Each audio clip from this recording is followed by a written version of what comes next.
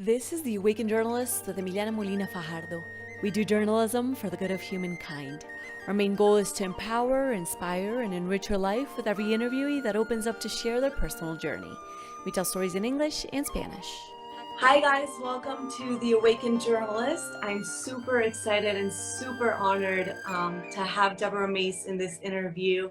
To tell you a little bit about Deborah and give you context on what we're going to be speaking about. Deborah is a model. She's a former actress. She quit the industry recently. She's going to tell us why later.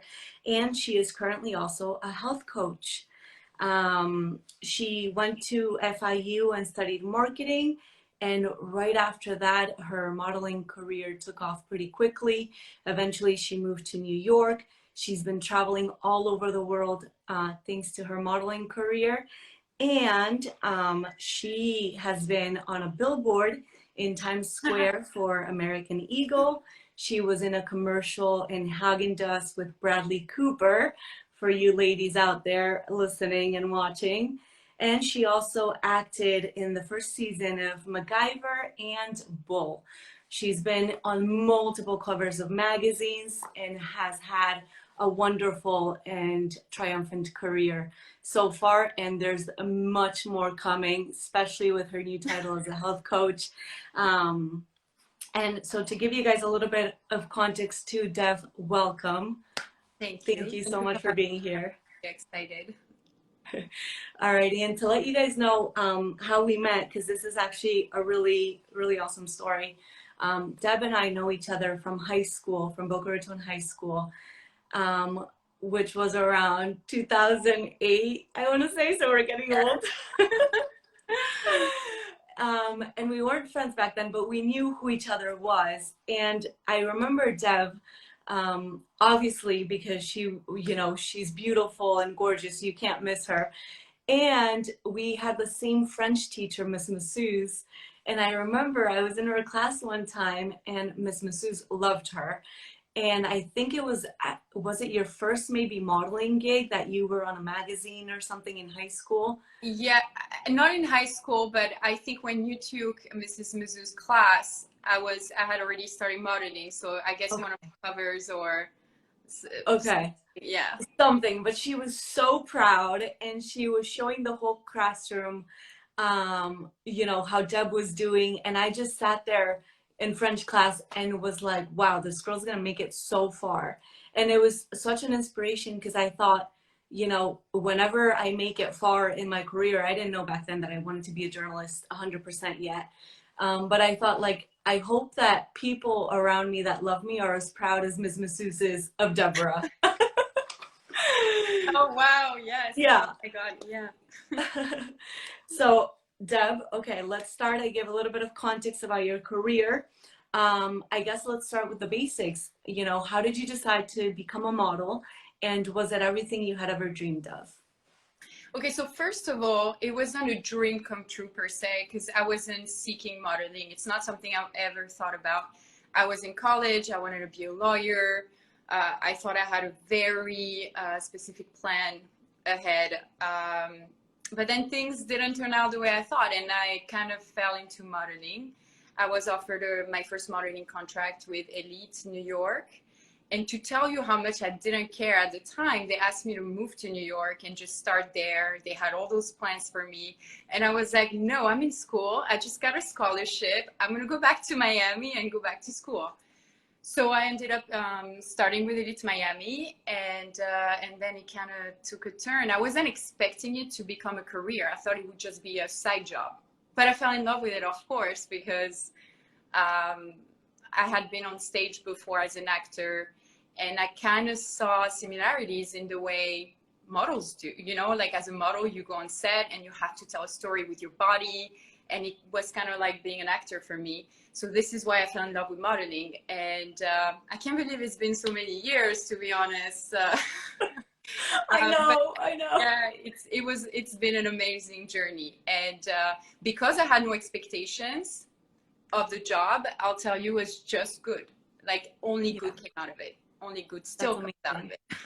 Okay, what has been one of the things that you think was the most rewarding so far in your career? like a specific event that you can say, wow, Oh, there's been so so many. many. I But know. for starters, I was 19 when I started. Let's not do the Mhm. math, okay? Okay. No, I'm joking. I don't care. So I was 19 when I started, and like I never went back home. So I took care of myself. I was completely independent very early on. And I traveled the world. And to this day, yes, the magazine covers, it never gets old. You always feel something when you see one.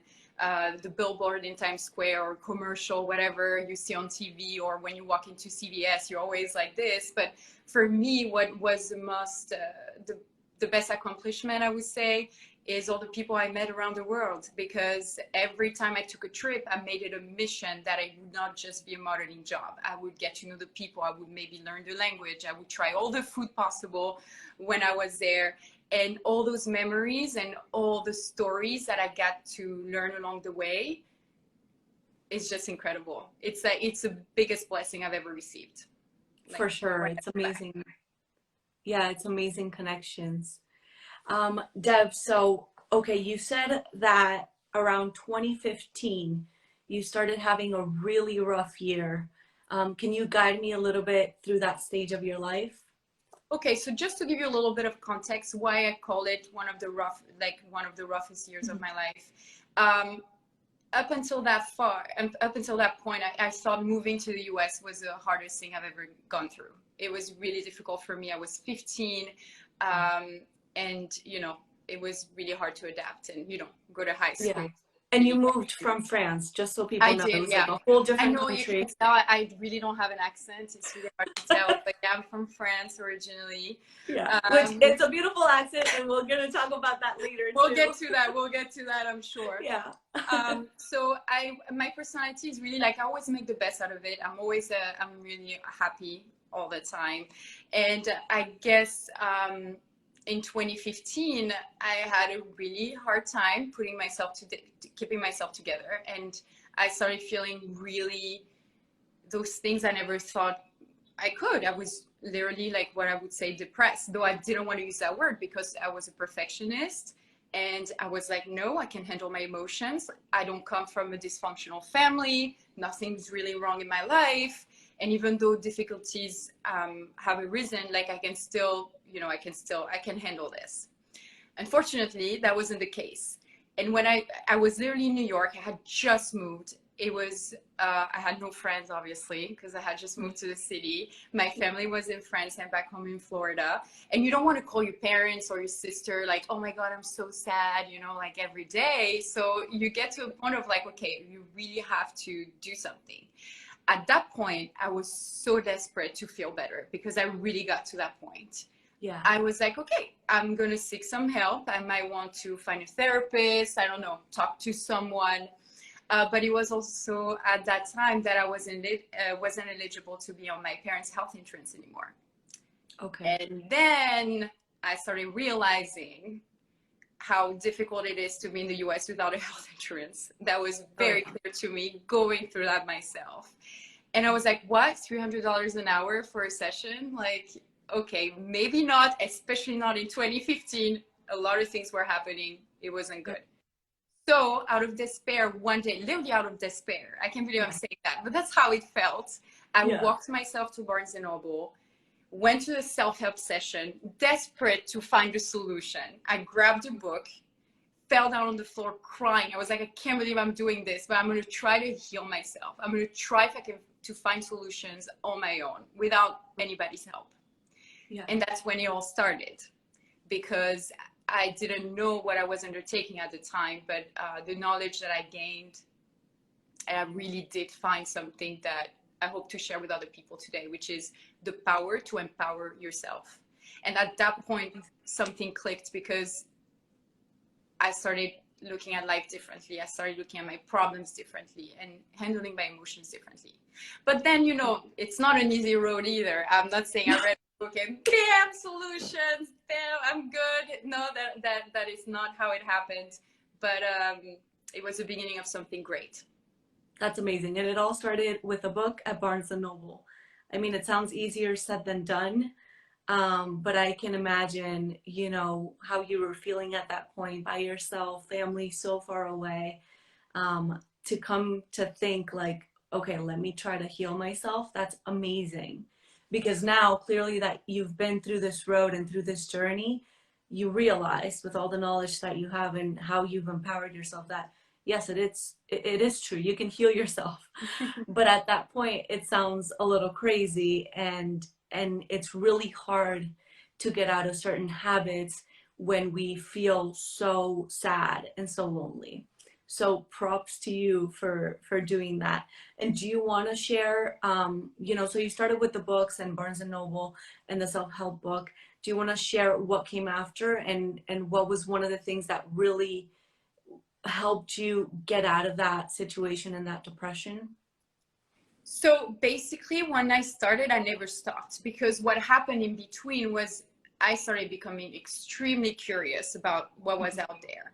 So in the process of, you know, reading books, and I did a lot of workshops, and you know, I discovered Mind Valley as well, which was a place with a lot of teachers that, you know, it was an empower and a place where you empower yourself too. So it was from that point on, the only gas, like the gasoline, was curiosity, and really get to know all these things I had never heard about up until that point.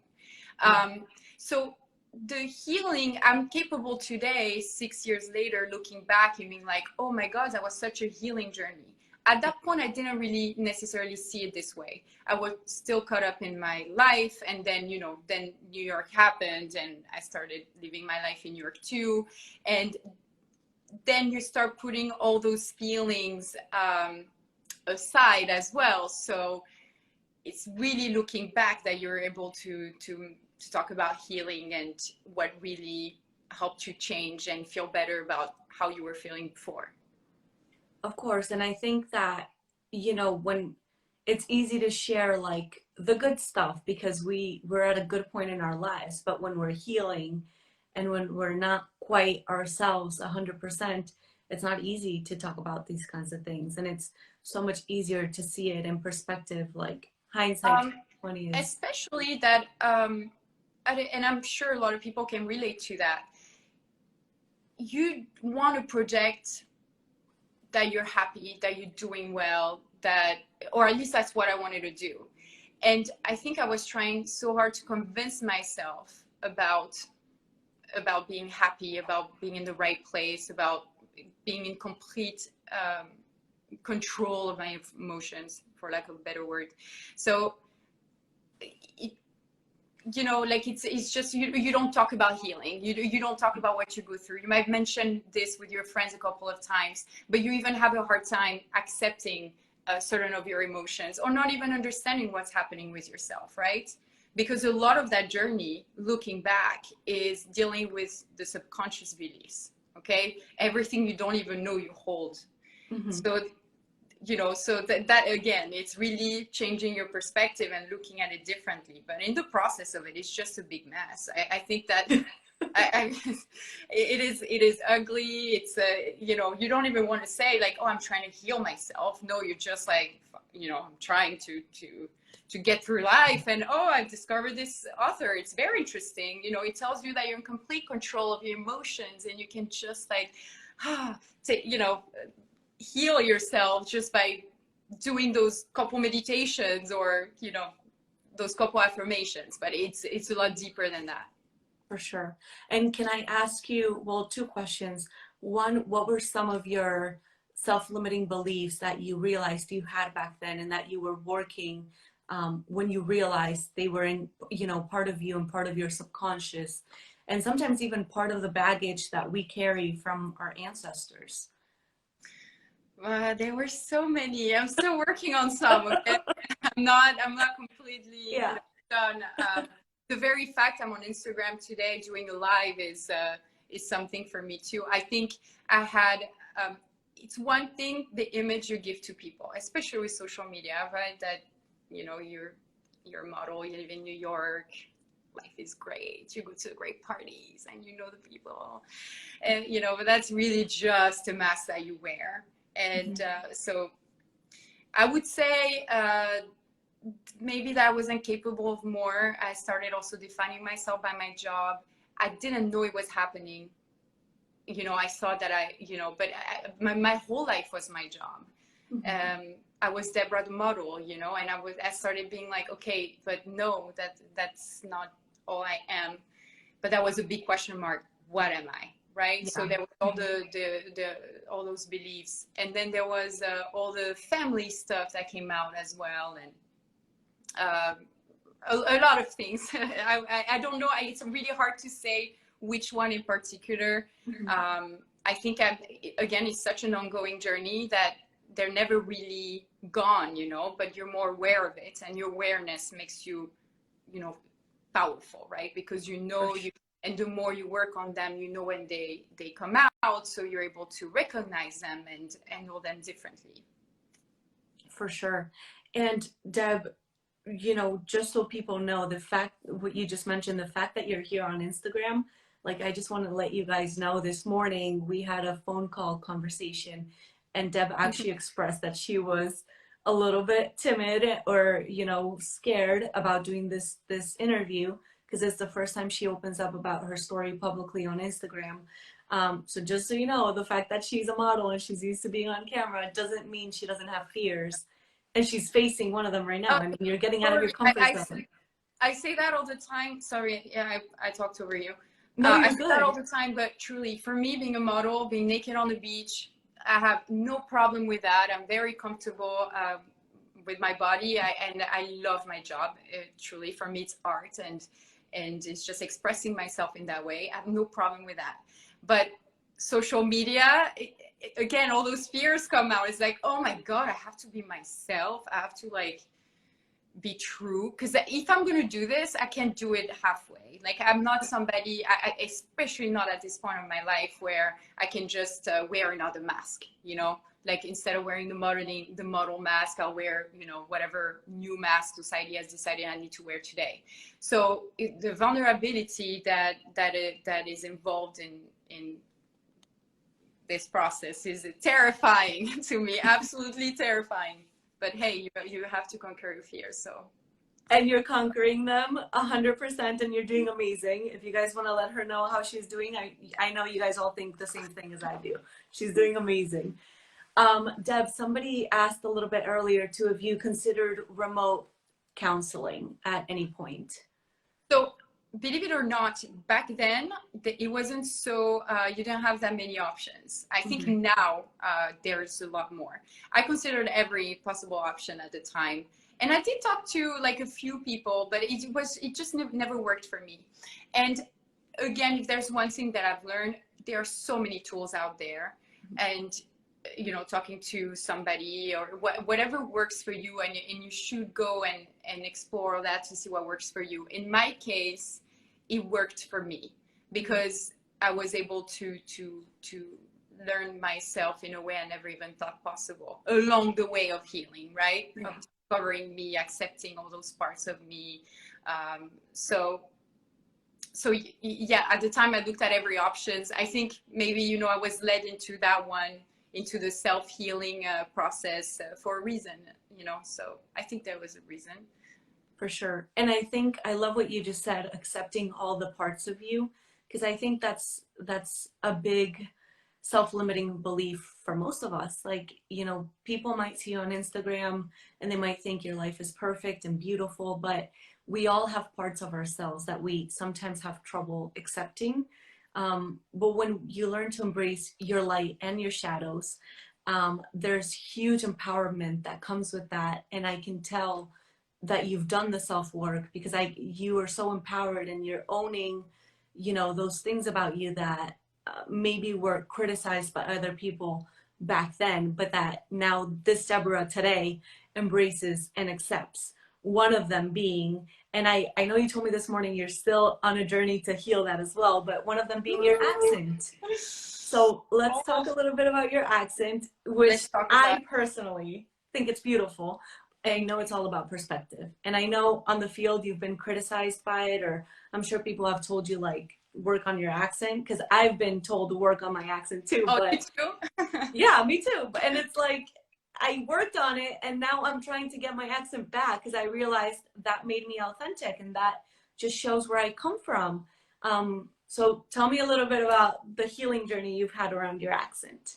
Okay, so actually, it goes way back. It goes back to Okay. high school, Emiliana, because I remember the very moment my English teacher asked me to present whatever, homework we had in front of the class, and she really was going like this, like, I don't understand.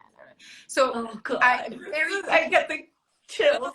I very quickly started feeling extremely self-conscious about my voice overall, Mm-hmm. right?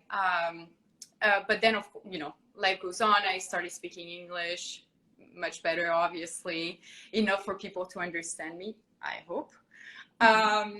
But then the acting started in New York. Now, I've always been on stage. I loved acting in France, loved acting in America. I was in the drama club in high school, even though like I had no speaking roles because I didn't speak English well. I was still on stage. So acting was always something that was that was a passion for me. So when I moved to New York, of course, I signed up for a class because I wanted to have that, all the drama people around me, all the stage and all the art of acting, which ultimately is what I fell in love with, the art of it, telling stories through your body with your voice, because that's what we teach. That's what we're being taught in school, and that's why we love acting in the first place. But when I got into the business, it was very obvious that my accent became a problem. And every time I talked about it, people would be like, oh no, it's cute. No, it's an asset. Oh, it makes you different. No, it is not the case once you enter the industry at all. I spent tons of money on trying to get rid of my accent because, agents were telling me to do that, or casting directors. And I started more and more feeling like, oh my God, what's wrong with me? Like why? Because here's the thing, it's an accent, right? So for the people telling you to get rid of it, it's just turn it off. It's just an accent. But for you, or at least for me, it was an entire story behind my accent, right? Again, the most traumatic event in my life was truly moving to the US. I had a really hard time with it, and my accent kept reminding me of that, obviously. When it comes to acting, the accent was one of the reasons why, I just felt like, okay, this wasn't for me anymore. But because I really believe all the signs that, that life sends you, it's just one little part. And I got to a point where I was like, wait a second. No, like this is a part of who I am. And I know the story that it holds. And I know I can turn it into something that is me. Like I don't have to hate this part of me anymore. Okay. So that's the accent story. Which is amazing because I mean you put it so beautifully, but I know people who can relate to this, and some people have been writing on there that they had a similar story to you and they were told to shut their accent off. It's harder than it seems, like, and embracing it and accepting it when people are telling you on the outside, no, like you might not get a job because of it, or no, turn it off. It gets to you if you haven't done the self work, and if you haven't empowered yourself. And like you said, it's part of you, it's part of your essence, it shows your culture. I mean, you're French, you moved when you were 15, that's teenage years. Literally half of your life has been lived in a different country. So coming to a new country and somebody asking you to change your whole accent is like trying to ask you to get to change half of you. You can't when you've lived 15 years of your life this way. So I'm glad that now you embrace it and accept it after, listening to outside voices that are simply projecting stuff that they don't accept within themselves. So Deb, okay, accent story. Now in 2018, you mentioned this was one of the years for you that was kind of like a fallout. Can you guide me through that stage of your life and why you're calling it a fallout? This is why I was mentioning before that you look at the healing. I call healing looking back, because 2018 happened. I had been in the curiosity stage of my life, right? Like reading all these books and workshops and whatever. 2018, I literally wake up one day and I cannot recognize the person in the mirror. It was horrible. And I know it sounds like, what are you talking about? Like, but there was this, I really felt like I had been wearing a mask my entire life, because as you start working on yourself, right? Mm-hmm. Or whatever you want to call that, exploring a new knowledge about, you know, a bunch of different subjects. Yeah. I was like, oh my God, like this is, what is happening to me? Mm-hmm. You know, I could not even answer question what I wanted to do in my life, who I was, what I really wanted, because I had spent so much time people pleasing or doing what I thought I should be doing because of, you know, societal pressures and social media, you name it. And with modeling as well, right? So you condition into a certain way of living. Living in New York too, you get into this spiral of like, you know, constantly doing things, never stopping and going from one thing to another, and parties and this, and you meet all those people, but you never stop, you know. And I think in 2018, everything, I just had to crumble down once again, you know, and really keep digging deeper and make decisions in my life to, you know, to change things. You know, I had to, it was a pretty tough year, let's put it this way. Yeah. Yeah, I think it's kind of a normal consequence to learning more about yourself, right?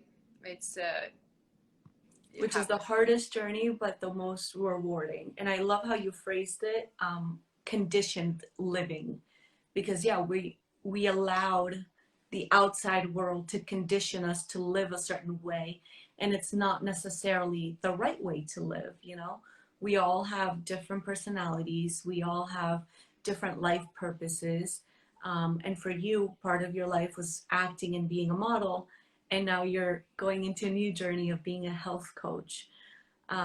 So can you tell me how you've managed to uncondition your beliefs and to kind of dive into this world of being a health coach? Yes. So 2019, great timing, right? Before the big year. Oh yeah. 2019, I decided to go back to school. I wanted to go back to school. It was clear to me that I wanted to quit acting, not invest my time in it anymore. But I didn't want to just model anymore. Okay, I needed to do something else and start planning. I've always felt called to do something else too, you know. So I wasn't really surprised to have this rush of wanting to go back to school. And when I started looking at different programs, I literally stumbled upon IIN, the Institute of Integrative Nutrition in New York. And when I looked at their program and I talked to a few people about it, it was very clear that I was going to do that. But my intention wasn't to become a health coach at the time. My intention was like, I want to be in school. I think it was a bit of my ego talking, like I didn't want to not be doing anything, you know. Okay. I had made that choice. I didn't just want to model. There had to be something else going on in my life. Yeah. So I went to school just because I also knew the knowledge, but I was going to like it because it was totally my type of education, right? Creative approach to health, which I was a strong believer before even signing up, you know. So yeah, I got into the school, it took me a year to graduate. It was wonderful because 2020, I had plenty of time to study. Then I started seeing that it was very clear that adding my nutrition knowledge, okay, and all the coaching skills and all that I was learning in school, on top of everything that I had been learning in the past 6 years, it just made sense. It was like the puzzle, you know, all the pieces coming together, because I really started seeing it. Okay, I do believe in integrative approach to mental health, obviously, because that's what I've discovered in the past 6 years. Plus the knowledge of coaching, plus the knowledge of nutrition. I was like, wow, this is what I want to do because I love it so much. I just want to share it with people, you know, like it was very clear that it was the right path. Yeah. And I think that when you feel so strongly about something and when it comes so easily, it just flows. It's like for some reason, your soul just knows you have to be there. It's like your intuition letting you know when things don't flow, when things go wrong constantly, time after time after time, when you're struggling and suffering in a situation, like that's literally a sign to re-question what you're doing, how you're doing it, and start over, or maybe find a different path, because the path you're taking, it's not what you're meant to be doing. And it's funny because it's true, absolutely. And there's this like difference between, you know how people say, hold on to, have a goal, don't give up, move forward, don't let anything, don't take the nose, like Mhm. don't give up. Okay, there's that. But there's also, when something is true to you, that means Yeah. it resonates with your heart. I mean, it's the best way I see it now. Mhm. When it's true, you don't need to defend it. When it's true, it's just a fact. The truth is, it's true to you. You don't need to fight over it, right? So the difference between really like having a goal and not giving up and finding the truth, the ego comes into place, right? Like, why am I choosing that? Why am I making that goal in the first place? And that's why it's so important to find your truth, because once you know your truth is resonating with your heart, it makes making decision much easier, including setting those goals in the first place. Exactly, exactly. And you feel so strongly about it that even when people question it, you know deep down inside of your heart that this is the path. Yeah. So just, don't let people question it. And I love that you're on this path. And you told me this morning over the phone something really amazing, because there's this stigma in modeling, especially after the Victoria's Secret runway shows were canceled, that all models or most models have eating disorders or struggle with food. And you told me this morning, I've never had that issue because I've always nourished my body with what feels good. And I love that. And I think that it just hit, like, I forgot what the saying is in English, but like the nail in the hammer or the hammer on the nail, because it's so beautiful that you have been so aware of eating habits and of understanding that your body needs to be nurtured, not only with food and what you like, and not limiting yourself with what you eat, but nourishing it with love as well. Can you tell us a little bit about that and explain like how you came to that realization? Yeah, so it's going to sound paradoxical to a lot of people, Yeah. but in all my years of modeling, I never cared about food so much. So I feel very lucky, and I realize I'm very grateful for that. I never had an eating disorder. I never had a bad relationship with food, because for me, food was always a way of like, is this making me feel good or not? And but also, I mean, I realize I'm lucky. I've always worked out. I never really have had to worry about my weight. I didn't even want to have to worry about my weight. I don't even have a scale. um, so that was for me, modeling was really okay. I know my job, I'm going to do it well. If I make money, if my agent makes money, everybody's happy. I don't need to start being so conscious about what I look like. Okay, I didn't want my whole life to be based on what I look like. So I never had to deal with that, but because of being conscious about what food as energy, right? But Yeah. of course, studying it later on, I started becoming a lot more aware of the importance of what you eat, right? So not as the model, but as a health coach, from a place of not only how does it make me feel, but how can I do better? What are some of the choices that I make that don't make me feel bad, but are they really good for me? So the assessment of my food habits really started not that long ago, ironically. Okay. So yeah, now of course it's very important for me. It's one of the most important thing now, because I also know, like, brain fog and all the digestive issues, skin issues, everything is related to what you eat. Of course. So now I'm a lot more, now people look at me, they're like, oh, you're a model, right? Like, you look at what you eat. Oh, you eat an apple, right? And when I'm like, no, that is not the reason. Now, I'm a health coach. Yeah. I love it. And Deb, can you give me like one example in particular, something that you learned at IIN that you think would be valuable to people listening that may struggle with food or may struggle a lot with body image or body shaming even?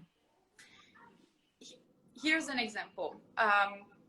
There's so many things that would be valuable, but if I had to pick one right this second, the one that comes to mind is how you, how you feel. How do you feel when you eat? Okay, because if you're eating a salad because you think that's the right thing to eat, but you feel bored, or you're like, oh, again, and what am I gonna eat after? Oh, I'm gonna get hungry in an hour. This is boring. Like, I don't. All that is more detrimental to you than you're having your burger, you're having a good time, you feel good about yourself, you know. So we need to completely shift how you look at food, okay? And it's about experimenting. Like, experiment, don't be closed-minded, see if this works for you, but don't I'm not into the fat diet, or you know, the fancy diet of the moment where everybody, no, not at all. I think everybody is different and you have to explore, but there's no right or wrong way to do it. And I'm a big preacher that if you feel good here, your body will be good, right? So just look at your food and see how you feel when you eat. And I love that, because honestly, understanding how your body feels after you eat, like if you feel tired, if you feel bloated, if you feel fatigue, whatever, that's literally your body telling you this is not really healthy for you, like don't do it again. And I think like what you just said is also extremely important, because eating like the salad bored out of your mind or not enjoying it is also kind of like guilt eating. I mean, you're eating the salad, but you're feeling some kind of way that's not necessarily nourishing lovingly to your body. So Exactly. doing that, and correct me if I'm wrong, I feel is what ends up happening for a lot of people that eat salads constantly and are still overweight and never lose weight, because it's no longer about the physical part of it, it's emotional. I mean, you're not going to lose the weight until you work on your emotions, because you're not eating the salad enjoying it, you're not eating it because it's good for you, because you like it, and you're eating it with some type of feeling that may be causing that energy to be stuck inside of your body. So that, I feel like that happens, I don't know, correct me if I'm wrong, but I feel like, Absolutely. It's true. That's why yeah. it's we say holistic approach to health. Holistic Mm-hmm. approach, you know, integrative approach is you looking at health from the full spectrum, right? So everything is connected. So absolutely, and we could go deep into that, you know, energy blocks and you know what Yeah. we, you know, what we do with our brains. Okay, like we can do such incredible things if we learn the tools, but we can also do terrible detrimental things to ourselves. So learning about everything, but definitely just being aware Yeah. about, okay, just taking a second and being aware and trying to assess how you feel about what you eat, how you feel after you eat. Just that, it's a huge step forward, because we don't do it. We swallow our foods, we go on, we get on our phones. So it's really about changing our entire habits around food. And then of course you discover, oh, how am I feeling? Oh, nah, you see. So it's quite an incredible journey, the food part as well. Yeah, for sure. And Romeo is actually saying that he eats at the speed of light. And I understand you, Romeo, because I used to do that as well when I was working at the White House as a journalist, because I never had time to eat patiently. And sometimes I didn't even have time to eat. So whenever I did get 5 minutes to eat, I would completely overeat, because I didn't know when the next time was or would be that I was going to get to actually eat. So do you have some advice for people that eat at the speed of light, and how that could be so detrimental to our health? I know. Well, I did that too. So it's a very common problem in our society today, that is for sure. But one thing that's so simple, but actually works, at least for me, just turn off your phone, put it aside. Don't do anything else but focus on your meal. Take a deep breath before you eat. And because that puts you in a space of being mindful about the process of eating. Because when you eat at the speed of light, you know, and you're just swallowing your food, it's because you're thinking, or you're on your phone at the same time, or you're watching a YouTube video or Netflix, whatever it is, already thinking about what you're going to do after lunch. So to really, again, changing the way you look at eating food altogether, and putting yourself and be like, okay, I'm about to eat. take a deep breath and see what happens. It's not going to happen overnight, but I'm a true believer those tiny little changes, eventually you'll be like, the days you don't do it, you'll be like, oh, I felt it, that wasn't so great. I prefer when I do it. For sure, for sure. Deb, I mean, I think I've asked you about most stuff. Um, you decided to quit acting also in 2019. Actually, what do you think has been the most valuable thing you've learned after that process and taking the big, um, courageous decision to quit? Because I know quitting is sometimes really hard and there could be a lot of self-shaming involved with that decision. Right. So it wasn't an easy decision. Especially, remember earlier I was talking about setting a goal and working Mm-hmm. hard for it. I had set the acting goal. Like I Yeah. wanted to be an actor. This is what I loved. And if I had just kept on listening to, that I don't the hard passion for it and how I feel when I act, that was the right decision for me, right? Because I knew I had the passion for it. I had the training and I loved it. I wanted to do that. So I think the most valuable thing I've learned is making the difference between, okay, what do I want to do? And is it meant for me? Mm-hmm. Really hard to tell because it's not, the compass can be a little, not so straightforward, I think, for most people, at least not for me. And I've realized the day I quit, I felt lighter. And I wasn't sure why. I just felt lighter. And that was for me a big, it's the right decision. And a lot of people came to me afterwards. A lot of people, they just assume you quit because, you just feel like a failure or you didn't work out for you. And it's definitely, all those thoughts go through your head. Don't get me wrong. Like I was like, okay, I'm not going to keep auditioning for the rest of my days to get into an audition, work so hard for it and have a casting director not even look at me in the eyes and just tell me like, okay, can you do this again without your voice, so it's definitely a world of rejection. But even as a model, you have to go through that. I don't really care for rejection because I always felt inside my heart that if it's meant for you, it is. Of course, my definition of it now is a lot broader, right? And more mindful, but I always had this thing inside of me that was still driving me. So I never really felt sad if I didn't get something. I was like, oh, it's not meant for me. Next. Yeah. So that was valuable. When you have to make a decision in your life and you don't know because you love something, but you're basically confused. Really sit down with yourself and pretend, okay, what if I make that decision? Mm-hmm. And see, there's really like this thing inside of you. Do I feel lighter or heavier?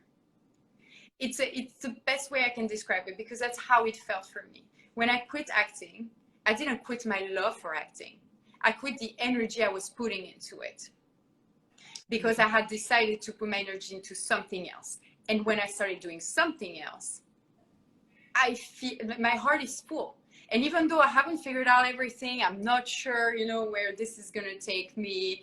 I'm excited for what's ahead, but it's definitely like a complete leap of faith. But I feel good. There's not a single part of me that doubts my decisions today. And that is new to me. And it's what I was telling earlier when I was saying, when something is true, it resonates with you. It feels light. You don't need to defend it. You don't need to argue it. You don't need to talk about it because it's good here. It feels right. The moment I believe we feel the need to defend something or to convince, maybe something is not completely aligned. We know here. I agree. I completely agree. And Romeo is asking if you quit because of bad people. There's no bad people. No, honestly, no. I feel very lucky. I never had really bad experiences. My perspective on certain experiences wasn't so great, but that was me, right? That was me leaving the moment. I feel like, oh, it was rude or this or that. But no, not at all. I never encountered one bad person. Actually, I was very lucky to work with incredible people in acting too. So not at all. That is not the reason. I really quit because I felt something else was calling me, and it became clear to me that that was more important for me. That's amazing. That's amazing. Deb, is there anything else you'd like to add that maybe I haven't asked you? Well, what I'm sure I've covered it already, but when it comes to healing and when you go through difficult times in life, we I think we have to be curious, right?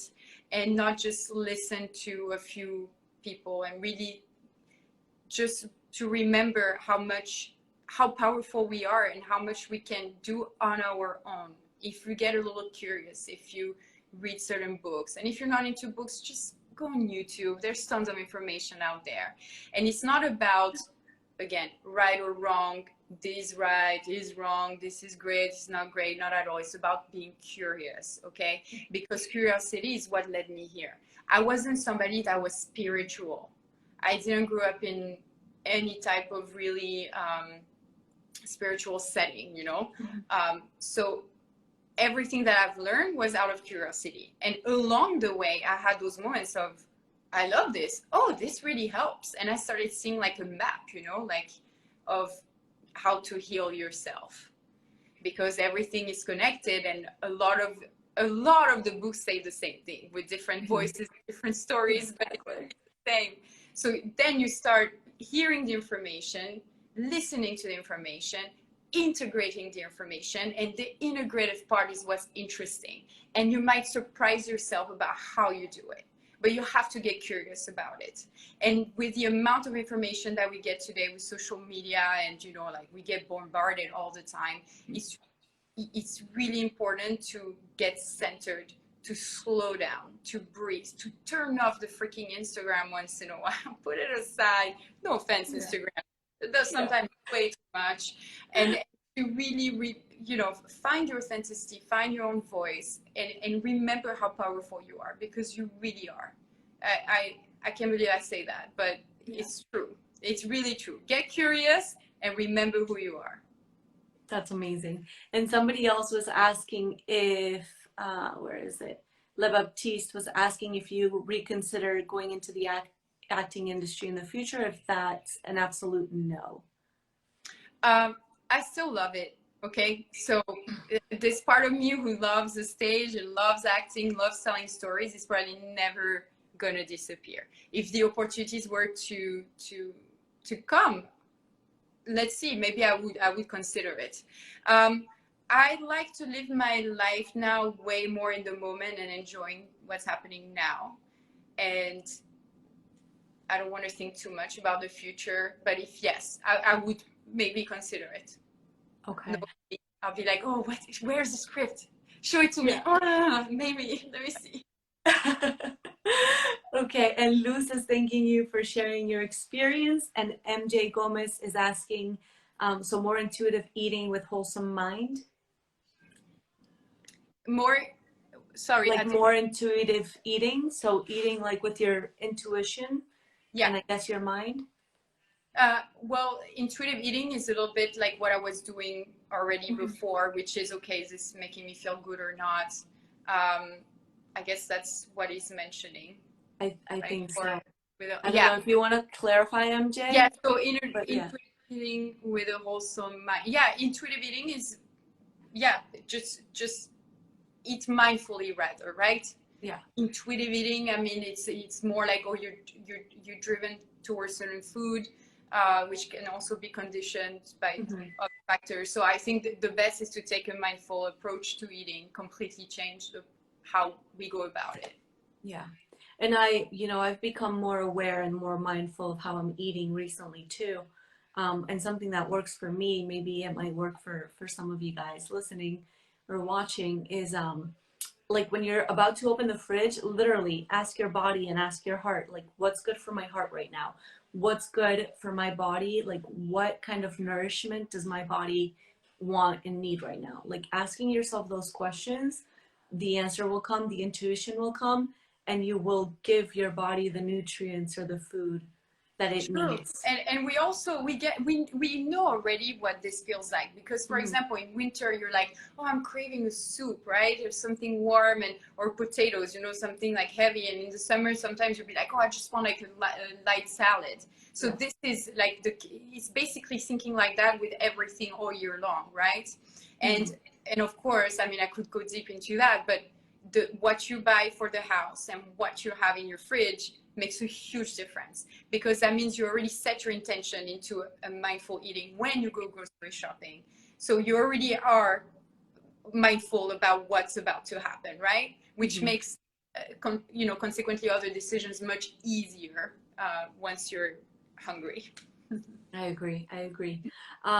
Deb, if you don't have anything else to add, we've been talking for 50 minutes, which is crazy because Oh my this god. flew by. And Instagram will probably cut us off in like 8 more minutes. Okay. So, but do you want to add anything before we leave? Well, thank you so much for doing this, Emiliana. That was such a pleasure. Like, I'm very happy. Thank you, everyone who attended and for sharing and asking questions. That is so sweet. I couldn't see everything. It's like, oh my God. Do you want to take a second? I mean, we have, before Instagram cut us out, because I know a lot of people ask questions in French, but I don't speak French. I only took French 2 with Miss Masseuse. Oh la la. Oh my So God, you guys are so sweet. There's so much. yeah, there's a whole bunch of comments if you want to take a little bit of time to read through some of them. And if there's questions, we can answer them. Sorry, guys, that I don't speak Thank you French. for all the support. There's very kind messages. No, but I think it's not question. I think it's my family having a conversation. I see my cousin, I love it. my sister. I love it. Good support system, I can tell. Whenever your family's watching great. you, that's amazing. Great support system. But yeah, and as far as I see a lot of people saying like, thank you for being so open. Of course, like I told Emiliana this morning, if I'm gonna do this, and by do this is like being more on Instagram, being more cool, being more 2021. There's no other way I would do it, because again, I'm not gonna wear another mask. I mean, I still model, it's still my job. It's so easy to post the pictures. I tell you, it's a lot harder to actually be completely yourself. And I wouldn't have it any other way. Like if I'm gonna do this, I'm gonna do it openly. If not, I can't wear any more masks. Enough. It's too many years. Too many years. I love it. I love it, Deb. And you're such a beautiful soul. Thank you so much for, Thank I you. mean, I feel honored that you accepted this invitation and that you chose to open up and tell me your story firsthand when you hadn't done so on Instagram. So you're welcome to the space anytime. Let's not make it 5 years. You can come back next year or even within 4 or 5 months, when your health coaching kicks off even more. You're just, yeah, you're amazing. The insight that you have is amazing. And I would say best of luck to you, but I don't think you need it. I think you got it. Thank you, Milena. Honestly, I'm so honored that you asked me to do this interview. I've been admiring you for years, so I'm very happy, very grateful, and this was so nice. And thank you to everyone also for the little messages and all the support. That's amazing. Yeah, a ton of Milena, I'll messages. talk to you soon. Perfect. You have a ton of fans. Have a good one, Deb. Thank you guys all for tuning in to the Awakened Thank you, Journalist. everyone. Have a good one. Bye.